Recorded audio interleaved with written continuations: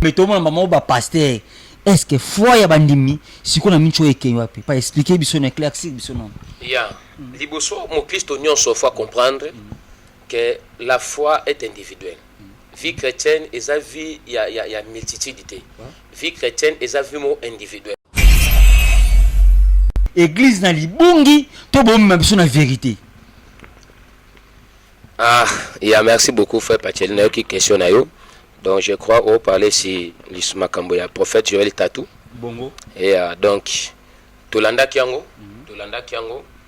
mais moi tout côté répondre pour faire non exacté mais na ngolo baboye. Moi bilo muso toujours maîtriser bilo muso to maîtriser malamuté to ko appuyer ni noté. Biso to ça la charge ya ko garder église. Ya ko garder église alors ye frère wana on a habité le beso ba pesa qui fait ba pesa 15 000 francs ba pesa qui en pété. Et Dieu est vrai homme de Dieu. Abo ba le kata ba no sala be mission, aba la critiquer. Ndeti mon ve de denilesi alobi on na ministère ezalaka. Comment tu? Aben momo boy. Makiona. Donc makiona ce qui na ngano mweto yebango. Exact. Donc ezal bilo musu ego ça peut vrai, mais ba tu nsusu ayo ki yango to moni yango. Ne sike sunga ide si fois na. Ezal la vérité mususu. O mutu so bimisa na TV tam so eza ya solo mais ta ozo bimisa on internet izo panza na sango e o bebisa ba fois mbona o frère Michael Mbayembaka bato bazo adorer nango zo ça la vaseline non vaseline siko ah eza problème te ça que eza ndé no cholo ba awa nje mbona eza nje manzam biso to yemba ngopo eza ko glorifier notre Dieu. Et ça qu'on honorer et même besoin d'adoration tous les personnes sont matéria au monde à ça banze magito frère Michael Mbaye alors tout le canon nous tous séparons na wa mala kamwane au salama na le bible ça ba signe à de la fin église et nous et comme étant calaming te yesu foya alors pour yesu foya faut ma bm se multiplier ba réalité ba no mona ndito zo mona boye alors yo tant zo mona boye sika o lemba foi na yo nde batu mususu mona o to sambela sunde nini so mutam tuna ba question na sika tika pe oyeba yesu ça c'est de tal abena bango o sala bon pe kaleson pour couvrir bango pour na ibano la tanzambala parfois o sa mouvement moko pour nzoto mona na te mo sala nzambe nganga nzambe foi la takaleson kaleson daron pour couvrir derrière la faiblesse et mon n'a pas. Chers les spectateurs, Nenaïb Sarabino Kra JNZ News TV. Vraiment le Rabino Makamna source, vraiment to Zaawa et pas notre volume émission Ezali. Vraiment to quitter sur le terrain, to développer ce sous Neka Maramango et Seng la Kezala. Mon boss Joël Capitaine, Lele ya Sika nyonso ya Sika donc makambo ya sika donc makambo siko e bandi ndeka na yebisa kiyo mon boss donc makambo vraiment bandi na la suite vraiment donc to pesa bango siko lumière beta JNZ News TV vraiment ko zapper trotter s'abonner massivement na JNZ News TV vraiment remona makambo na biso nyonso vraiment to ya ba pasteur ba sportif to ba musicien to ya ba to ndenge na ndenge ba peintre donc mutu nyonso oza na besoin. Il y a promotion et l'eau qu'on a eu boutique Tony to yamba on émission ko lobela vraiment na pesi bino tumbo te ba on so bolalbo e bolana rabiso donc na système a kengi la koskibota.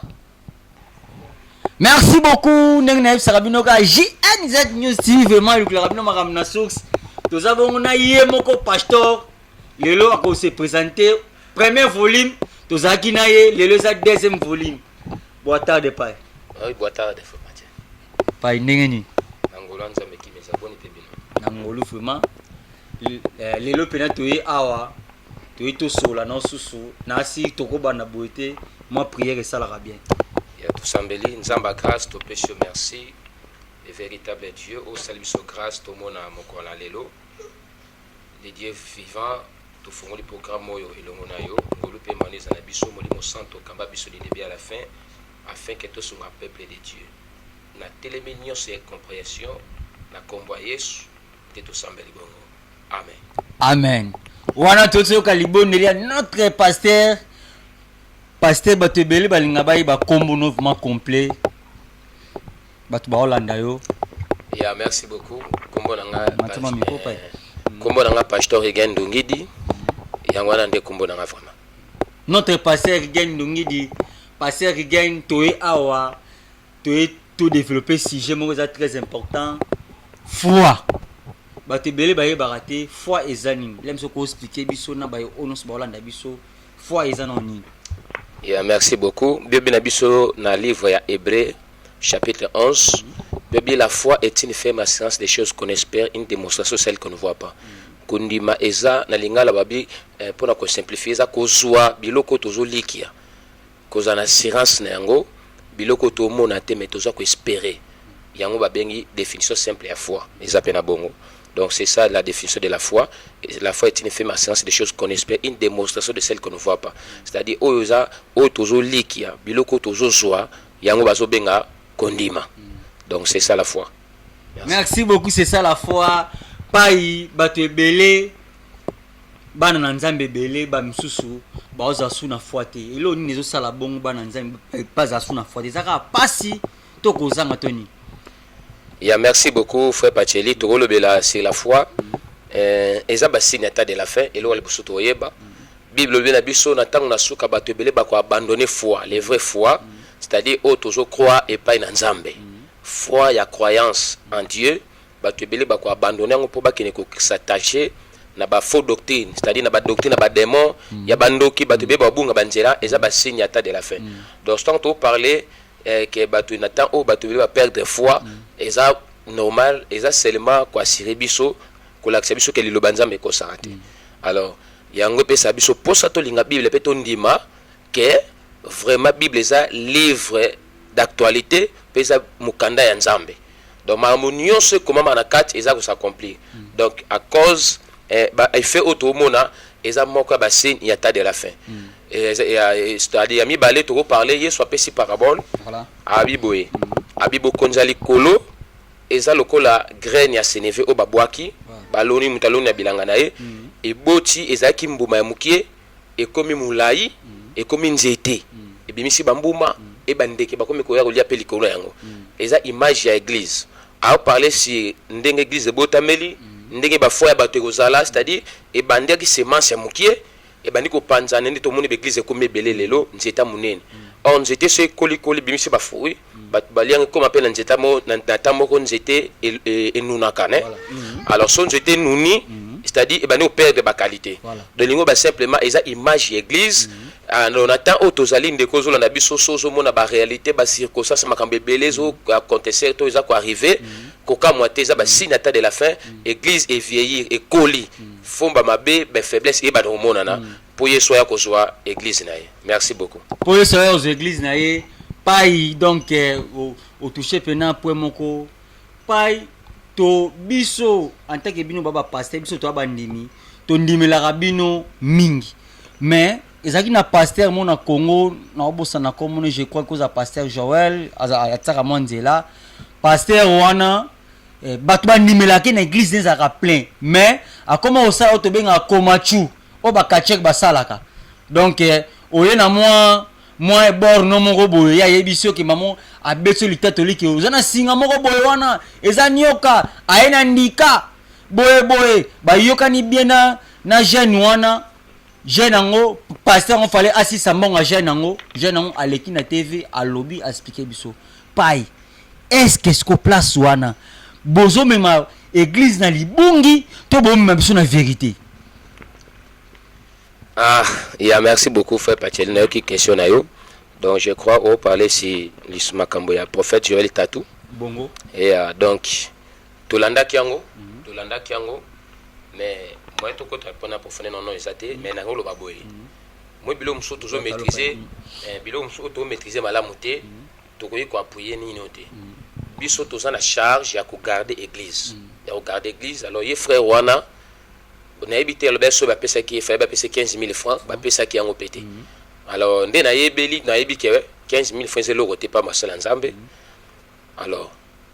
bango basala ngote biso to na préfité pour yemo no bali yango ayeso lo bana sima ke o zande ba pasteur musutu ba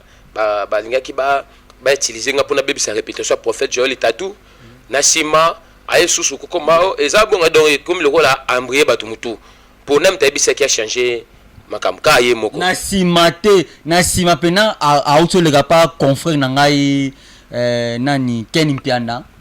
Ken Mpianda pe so mbote place ozali auto ko loba pena ki alobi ke pasteur wana ai akomi kotindele bato ba ke menacer na ndako ba menacer na ndako pona vérité o ya lobaki famille na ye einiye pona makambo wana ninga loba vérité pona nini famille ne ba komo loba oh donc biso neto souffra bosé que yo zakana ba nyoka na yo pai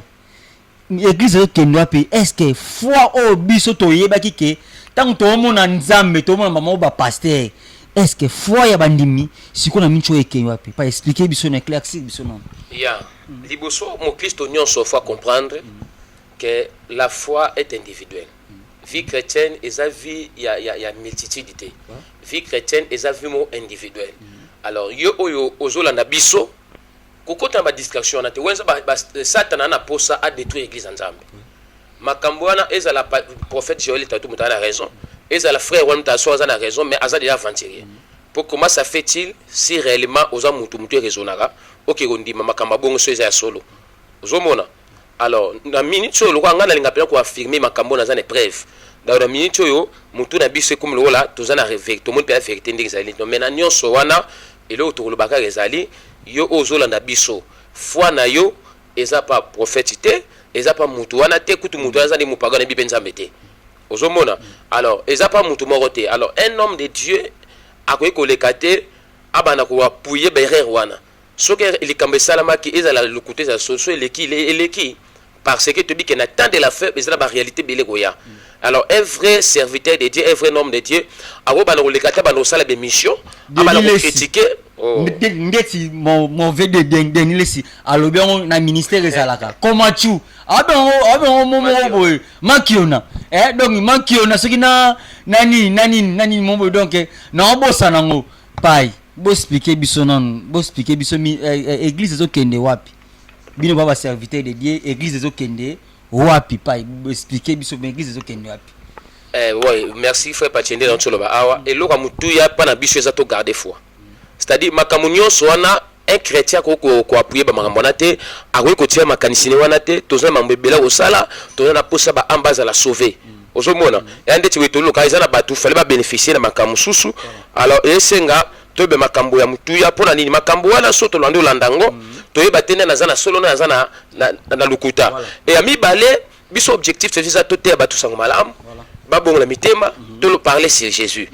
alors na makambo wana yo salama na le bible eza ba signe ya ta de la fin église enuni et comme tant que la mingi te yesu foya alors pour yesu ya faut ma bm se multiplier ba réalité ba no mona ndito zo mona boye alors yo tant zo mona boye sika olemba foi na yo nde batu mususu mona o to sambela sunde nini so mutu amtuna ba question na seka tika pe oyeba yesu te ayebi pe bible te moto ayebi bible aokipa ngotende tinga boye etalinga te donc etali batu ba osala ngweza lukuté za sole tali bango ngelo na yebi soke salmi bongo za ba signe ta de la fin nazo garder ngande na o garder foi na nga pour fois ebungate donc yo ozolanda nga kolemba te tika ko kota ba distraction no bana ko publier o bana ko so ba image no bana ko lakisa ba to bana utala ngo pampa ba tika yo se concentrer na foi na yo pour que ba mutu musa ko sala erreur mais ake ko se repentir nzamba limbisi yo o continue ba erreur mo o continue lisumu bungi pe o continue felo na buzoba alors battre la foi na yo ou la foi le sali est individuel foi pe mutu na mutu nzamba otuna mutu ndenge nae alors biso to garder ba foi na biso yo ozo prétendre que vous en la vérité za na ka ya vérité protéger yo na foi na yo ebunga te et ça la toujours la vérité soki oanza ko bunga tika ina libungi na ye so moni ke oza puso sunge foke ne luka ina ndako na ebo solola otalisa ye so pa boy tika ye po bénéficier le monter na banolega na internet na banola ba pona bebisa foi ya batu mususu o baza faible ba oboza fort bo supporter ba faible alors et na katia ko supporter et liko beza bilo mususu na on peut cet exemple pour ni na foyer na ndako mo papa na maman senga ba débat musu ba discussion ba osanga bo sabana te faut na chambre pourquoi eza bilo musu eza ya chambre bimali banda te yango remarquer yesu tabando tamba na ba yekoli na bi eza place musu a permettre ba to so ba kota te a permettre ka Jean Jacques na Jean na Pierre ba ko kota kuna tant aussi sa service à prière abila ba makambo bomoni yao bebisa mutu te bon makambo bando mona ngano mo eto yebango exact donc eza bilo musu ego za pe vrai mais ba to musu ayo ki yango to moni yango nesika sunga ye bebe sifwa na ye eza ba vérité mususu o mutu busazo bimisa na TV tam so eza ya solo mais ta ozo bimisa na internet izo panza na sango e o bebe sa ba fwa ya batu ozo mwande zali ya bilo mususu maka mususu ba bombango ebe banate donc c'est ça on a rôle ba muki yango wana. Merci beaucoup, c'est ça dans ma mission à Bombango pour les banaté. Donc les lois, les lois, vraiment, Nazana passé rien d'ungi, vraiment, tout ça, yeba, c'est que, oh non, tu es batté, vraiment, mon boss, je l'ai capté en place, dans la 20e arrondissement, na Pesio Mbote, donc, na Pesi, oh, yanga Mbote, nous sommes dans la Congo, dans les labino fort, passé rien d'ungi, dit, bato, oh, nyon sobola, nabiso, soko moni, pasteur, na yo, asali mabe, te loko moro boye. Kolembate olobake na bango ba pasteur te pasteur pas à mutu donc kolembate mais biso nzela na biso neka pasteur kigena otolobate kota la mutu te tela ka nzambe foi eza individuel donc yo tela ka nzambe pasteur kigen ba musicien otomona Mike Kalambai et circuler trop na makambo sali mutu nyo satala ki on internet na makambo sali pai si ko nenge to zoka banze baba Mike Kalambai tozo sambela tozo adorer nango tozo sala ngo bongo tozo ka bango basin si ko makamba boye e komi komoni sama pa iloba nyoko loba na ndenge ya corps de Christ iloba nyoko loba take pasteur. Yeah, merci beaucoup. Pour un problème ya ne bien pas ya pop et toza na poto sunga libota nzambe toza na poto bungisa ka foi na ba ba perdre ba foi pour na bisote. Alors, raison pour laquelle yo ozo sala nzambe ozo imbela nzambe ozo te oza mosala nzambe zala toujours prudent kolinga te ozala occasion de shit ya batu c'est-à-dire batu musuba koya à cause ya berere na ba faiblesse ya yo ozo sala. Alors en réalité na makambo wana nyonso to ona autre ko bato concept européen ces années ya liboso faut te ba tout homme faillible mutu moko te azange berere mutu nyonso na ba faute mutu nyonso na ba faiblesse même bato ba le ba TV bazo condamner au frère Mike Kalambai oh mutu kingandi ye ba faiblesse tant mususu ya yo ozo condamner pour no bimi na TVT voilà to pe tant musu pour ye banité et là pasteur musu azo leka azo lo bezo critiquer baninga tant musu eno ye banité alors soki nzamba bia bimisa biloko nyonso na poisa bato musu ba fungula munoko ta ba no condamner muninga voilà alors c'est à dire quoi toza ko encourager tes conseils ça mosala nzambe to mwana nzambe nyonso faut ala fort na tentation ko ya mais ala fort olonga yango mais ça peut arriver nzambe pas la sa bonzambe na atoza o banga nzambe so nzambe ko permettre lombo ala sa kozaka mutu voilà alors na nyonso wana elo mutu ezali pona bande ko nyonso ba Kristo obozo landanga israélite na loba chaque fois aboma israélite te toza pona ko encourager les malité mais son de ka kwei bino boza fort bo supporter ba faible bible lui bongo c'est-à-dire bo supporter notre frère ndeko wana sœur wana pia sœur Christ il paraît malgré attitude na ye elo ezo comme ça yango wana ozomona et mona comme si mutu mwal se pele na walinga ki ombe nazala pena condamner batute elo mutu ezali to supporter bandeko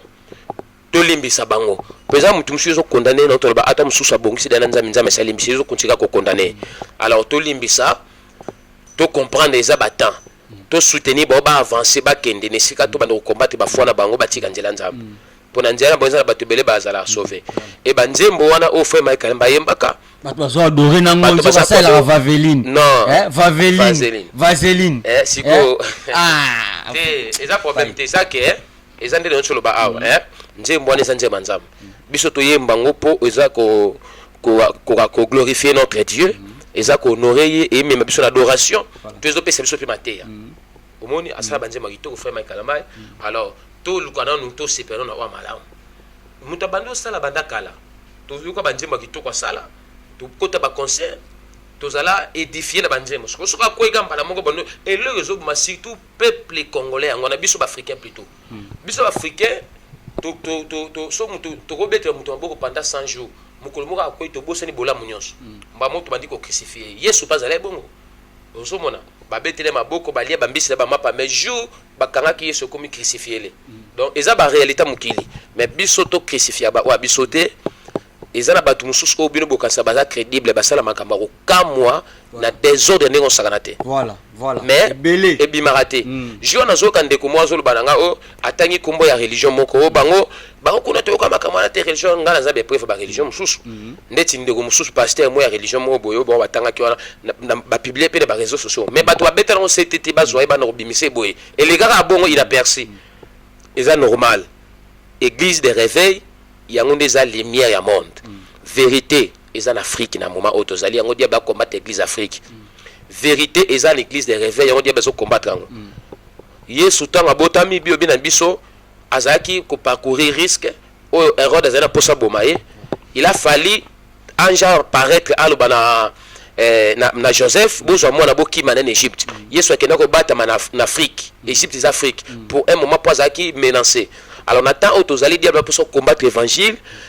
na poto mambebele ba mindele ba bato be ba bibisa évangile pour ba makamba ba mariage homosexuel zo utakuna makamunyo sama bezo utakuna et na micho évangile nde ezali na Afrique église de réveil nde na vraie parole vrai eza na vraie parole vrai évangile yango Satan azo bundisango azo combattre ça lokola bébé Jésus aza da danger abatami na Afrique et sika vérité eza siko. Alors le quoi vérité ça diable ça pour ça combattre vérité wana pour batu baza sona confiance ba pasteur été baza sona confiance église été pour ba foi ya batu et se refroidir c'est-à-dire tous à la mayele to mi pese pa na nzambe pe to soutenir bandeko bazokoya dans la sens wana merci soutenir bandeko bazokoya pai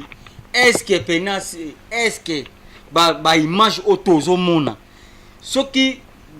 biso to ndimela bango ke bango baza ba vrai basali na nzambe parce que ba image zo circuler est-ce que ba image na pone comment ka lo nyos ko montage est-ce que ba image na pena eza montage to eza ba image vrai pai pona omona okotaka na kana ozomi kana bino zomi kote la mais ba o ba olanda biso ba ba vérité pour mission c'est ça lo ba vérité pai yeah merci beaucoup kokota na kana biso c'est trop dire nazo nga naza mosala nzamba zana atia vérité place nga ba foi bato voilà oui besoin na bato belé no pe exemple to muto aleki abaniko monde to zao eza bato be ba bibiso voilà eza bato be balinga pasteur Egendo ngidi balanga e bato suba apreciaka ozomona eza eloko eza kati nanga nde e faire convaincre bango na mambo alors soki mutu exemple na salaire et vous allez sur les gros appels lukuta nde to mona makamona mingi bato be bakosa pe alors baye na likamoko na salut pere eza bien exemple na wo réparer na nzambe ozomona mettons bato baziango babandi ko bimisango na poisa obi combien de personnes bako bunga na makambo wana voilà et loko biso to boya ngwana bato belé ba ozala déçu bato belé obi chu musu ba seri moko ndeko moka ina ba fausse information aina ba fausse information ba créer muta a créer ni na beti li solo na lukuta mais tant li sonné betami ndeko mona yambia abisi ser moko wabi papa na regretter pasteur wana za moko ba pasteur so ba bina bataka ba pasteur a sérieux misato na mboko na otanga ye mais na kamwe na regretter sali bongo pona nini atunya sali nini tant abeti le makambo lo sali sera bio eza lukuta ba kosi na bango za bongo te ozomona déjà tala muta et puis na langage na bikena ba yeko sambela po pasteur mi ba koma ba ventirer mais yazaki moko ya bato to banondimela ozomona c'est-à-dire exactement muta mi ma babiloko wana ba réseaux sociaux eza azo combattre image ya église azo détruire ba foi ya bato ndi na otolo ba na biti na zo côté na bi na appuyer to za na to poto to appuyer to encourager les malaités yo oza faible banga to sanzambe sale fort senge fort molimo santo soutenir yo po dans nzela na oso kwei bato ebele ba koya yeso lobani ba kobeta berger pe ba pate ba oza disperser alors tant baso bato baza ba leader on anza ba bato be ba oza la sauver diable ba ndo beta bango po ba bi ke soki ba détruire na nzela na sima na ye ezala bato ebele ba foi ko beba raison pour laquelle diable za ko s'attaquer na bato wana alors biso ba oyo toza na vérité ya parole osomona ya bato mususu alors ba vérité mais vérité mo eza ya mabe voilà nga pour nga selon la parole selon la connaissance que j'ai la vérité c'est la parole de Dieu voilà ya bien vous connaîtrez la vérité et la vérité vous affranchira et la cette vérité là c'est la parole de Dieu la vérité c'est Jésus Yesu abi je suis le chemin la vérité et la vie donc vérité ça ka Yesu eza bilo mususu oh ko lo baté na miso batu ya moni même yesu bilo muso ndo bona parabole po batu muso bayo mais ba comprendre te batala mais ba mona te les bon za maka muso na spiritualité senga eza la forme on a pona ko batela et crédibilité église pe basali nzambe merci pona ko batela ba crédibilité ya basali nzambe merci beaucoup donc émission zo komaka toujours elengi par notre pasteur Gen Nungili na sepela kane makasi pona donc azala rapena na sagesse azala rapena donc na makambu pena senti ozo profiter donc place bozali na pesi bino tumbote mon boss Joël capitaine osaka musa ndenge esengeli pasteur Gen pona mutu azala na foi pena ya makasi azala lokola ndako o batongi likula libanga azala lokola ndako batongi na zelu te akoko sala nini na bayinoso ba Holanda pona foi na ye ezala endurance. Yeah, merci beaucoup. Yesu alobeli makambo yo. Alobi biso kondima na biso photo tonga na moto atongi ndako ne likola zelo mupepese ye ebuka. Mais atongi na ba fondation ya makasi ata mbongi bambole mpepeye ebuka yango te. Ya liboso biso foi na biso feza la fondée en Christ.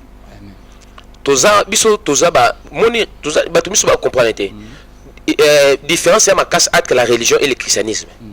Zomona biso to ba religieux toza ba chrétien. Toza ba chrétien.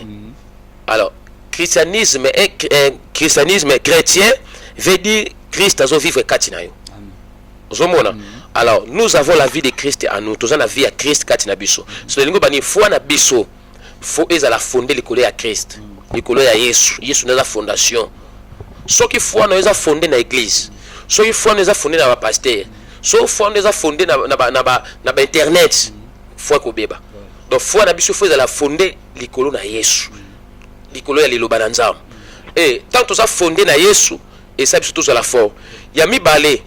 mamlo se banoya to se référer na parole que dit les écritures ndeti nga so na moli likamo et ça nga pas cité no ina pe mutu anate nga na obete ndi maloba nzemba malboko naza ko applaudir la parole de Dieu comme on a que vraiment les lobalanza mais absolu les lobalanza mais ça n'est rarité maramnyo so loba et ça ni et ko kisama so bana moni mutu moka pengwa bano sala ba makamwa ya okama zo ba mapa bungi la TV naza te pona bana ko lobela ye na olanda kana ba tuka lobalanza mbe et ko sangati et ça s'accomplir dans makamwa to zo mona ça accomplissement ya parole de Dieu alors naza pona ko critiquer ba tuté naza pona bina appuyer ngote nga zana pona na tende batu na to mona makambo yo to banga nzambe to mipesa na iloba na nzambe pamba te Yesu azoya kala mingi te donc c'est ça pamba te Yesu azoya kala mingi te vraiment pasteur Gen Ndungi di vraiment donc elo na se plané mingi ya wana pasteur Gen Ndungi di liloba ni okoloba na ba sali na nzambe oyo ba osala makambo ko kamwa bazo pengsa bana nzambe bazo mema bana nzambe na libungi conseil ne ko pesa bango ba pasteur oyo da ba sali to mona me onang ba sali na ntele bani ko pesa bango. Yeah, merci liloba na rolo bana bandeko oyo bazola na biso na oyo basali so makambo eza ya solo tozo maele to tigala na sete telema popula makolo na yo kota na muzinda ko senga nzambe bolimbisi biobina biso si nous confessons nos péchés il est fidèle et juste pour nous les pardonner et pour nous purifier de toutes nos iniquités. Donc c'est-à-dire aza fidèle et juste pour nous pardonner tout ce ngala makolo nzambe to ba nzambe yokela biso mawa ya mibale to bana molimo mo santo fa pacheli mutu mota a tout en tola lo bakaye aza capable vous comprenez toujours la force na biso na molimo mo santo alors mutu batubeli ba ko ya pourquoi a compter la force ne moko ndetinga na kontaka na Saint-Esprit l'homme le plus faible plein des incapacités mais force nanga eza molimo santo et molimo santo wana a épargnera pas sa force tout se confier na Saint-Esprit afin que balasima bere wana to konta yami sato alors to comprendre que na sima na biso surtout oyo yebani déjà na sima nozana na charge ya batu belé alors o bazotala yo ba olanda yo musu ba croire na yo musu to musu ba tomba okutana ba bitumba musu na minute yo malgré makamole sa mambe a continuer ou défendre musu pe kazo musu aswane le bundele ngompe mais sur les autres continuer na batu ba baye alors tozala occasion de chita batu te nzamba ba na Moïse to bando sela banganga nzambe bilamba bateli sacerdotal albana bango au sala bon pe caleçon pour couvrir bango pour la ibanola tanzambala parfois on sa mouvement moko pour nous te mona nate mosala nzambe nganga nzambe fois la takaleso kaleso daron pour la couvrir derrière la faiblesse et mona na pas en pambate donc c'est très important to mi batela to mi peta to senga lisunga molimo au centre yo pe oyo ndelo tsholo ba andolo tsholo ba awa misuno ba koite so koite gloire à Dieu continuer ko kangama na ko senga au secours à Saint-Esprit so pe o ko ya ramena ye banité banga nzambe réparer na nzambe pe longo na banzela wana pour lobi lobi e ye banakaka nzambe alobela biso na balolenge bele ya misatu ya misa na robaksa sunini ba faiblesse ba ndeko ba koyi baza bato mabete au contraire biso photo linga bango mais pour nani parce que ya koyi makambo ya koyi liwana nga pona ngepesi nga force amen mbala sima nga azui mayele ya mo mona condamner makasi zati présent l'avantage nanga nga tom sunene mona ni boyete na bu na ko na komkambo na temba mona azui mayele donc mwana mwasi moko boya roya ba rien moko na rotika ba lesa lete donc imprudence et ça ça bato bere ba garder fou et protéger abatu mais toujours ba garder fou tant au monde ba erreur abatu mususu raison pour laquelle na ko critiquer pour faiblesse ne comme force nanga vous comprenez au contraire faut la paix sans merci pena encourager pour nga na bénéficier de quelque chose dans le sens wana nzama pambola biso vraiment merci beaucoup wana donc te bénéficier de quelque chose vraiment dans ma ramener ce le kana monde vraiment donc tu bénéficier na quelque chose pas to comme kishite na biso na suka il be ko la ndenge ni pona mukula lelo ndenge te développer la foi vraiment expliquer biso vraiment la foi eza nini pas il be ko za ndeni pona ya merci beaucoup lelo basuki ezake na continuer sur beta cité kondima na biso et dépendant pas batute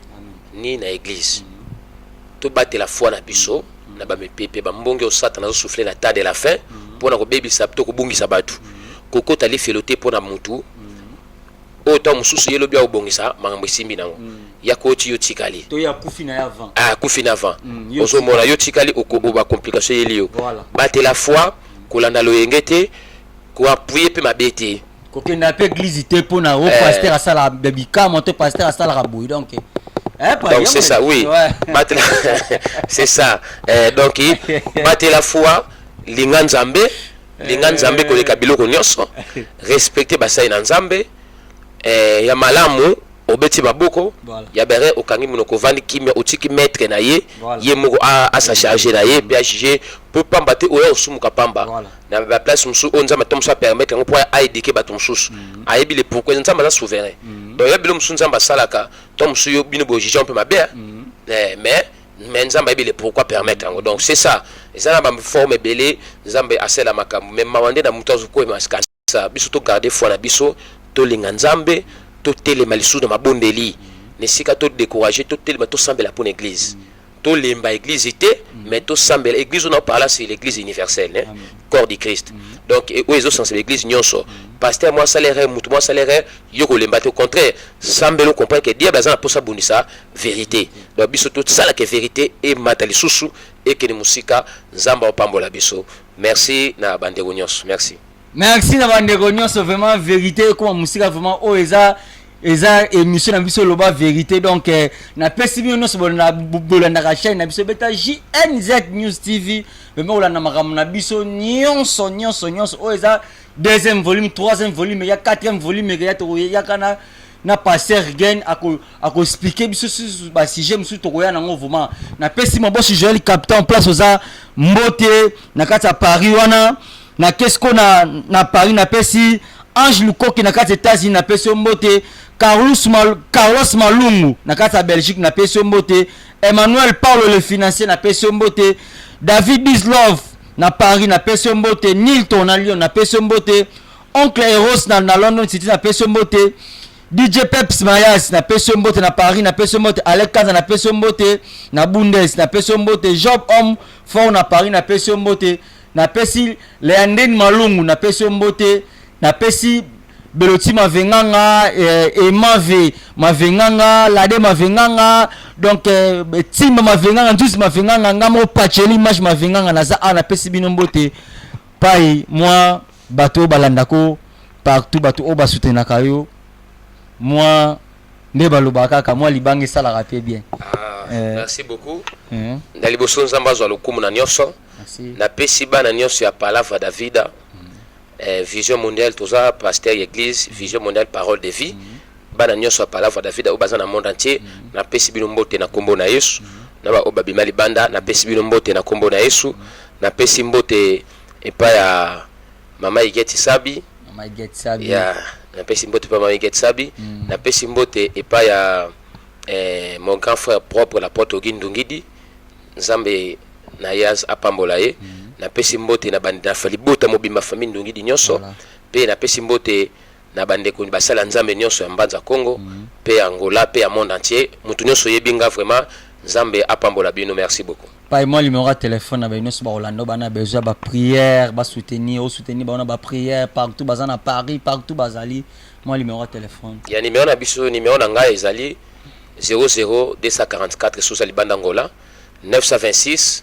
392 983. Wana numéro na biso soki olandi biso dans 00 244 926 392 983. Merci beaucoup nzama pambola bino. Merci beaucoup nzama pambola biso pai il va nous koloba na chaîne na biso moi bénédiction sala bien. Moi il va koloba na chaîne. Ya GNZ News nzama pambola bino News TV GNZ nzama pambola yo papa Joël Capital nzamba salo grâce na sambeli nzambe ke chaîne est avancée sous et que ne liboso nzamba fonga ba porte à pourvoir na makambo nyonso pe abundela bino bitumba butu pe na moyo na kombo na Yesu ni amisa na rolba toza na vision suka ka bonté et atteindre niveau moko élargi et na sambela nzambe pe na ondima ke e kokisa mabongo. Merci nzamba zana bino. Merci beaucoup. Merci beaucoup wana za bénédiction ya pasteur Gendungid bango baza ba icône ya mboko yo donc na mboko zana ba te belé ba yebani te bosala ba conférence te au sala ke loko te église no ki simbi mais ya pasteur Gend Palavra Davida donc ba conférence sala maka makambo be sala maka ba bébé spirituel na kondima donc oza JNZ News TV le ba vérité donc pasteur Gend Nungi donc a pesaka makambo na kata mboko yo baza ba icône donc tango moni JNZ News TV pa l'image ya wana c'est que icône soki na yeto za icône te na yebi yo te oyebani pe te na mbanza Congo na ndenga mabete kwa ndeka ezalaka donc na chrétien te malobika la vérité donc na pesi bino nyonso bolanda nga mambote na pesi Paris mobimambote bana Luanda bana Mabor bana Petangol bana Palanka bana King boza tellement belé donc normalement na sona no boka bino bana héros et comme donc ti musika donc na pesi bino nyonso mbote bye.